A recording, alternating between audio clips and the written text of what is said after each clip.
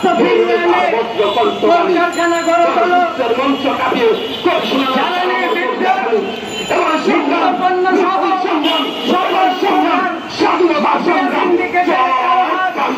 ভেঙে ঘুরিয়ে দেওয়া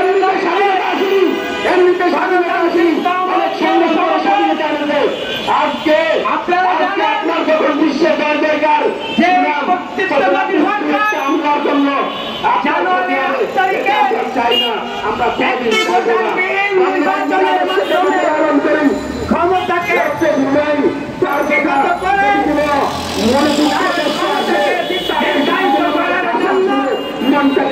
করে মামলা শুরু করেছে। আপনারা জানেন যে এখন চার দোকানে চা খেতে গেলেও নিরাপত্তা নাই। আপনি সংসদে আলোচনা করে চার দোকানে চা পান মতো অবস্থায়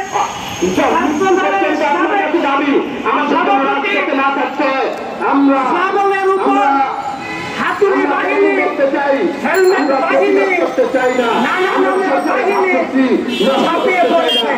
আমরা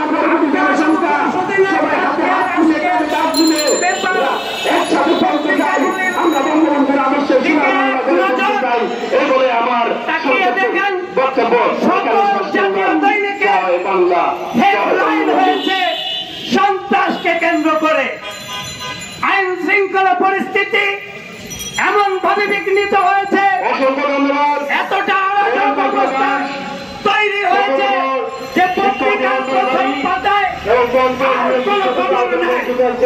ভালো খবর তো আমরা দীর্ঘ 15 বছরে দেখতে পাই নাই, কিন্তু এখন প্রতিদিন একটার পর একটা আইন শৃঙ্খলা পরিস্থিতি এমন ভাবে বিঘ্নিত হয়েছে যে জনগণ আজকে যে বিষয়টা নিয়ে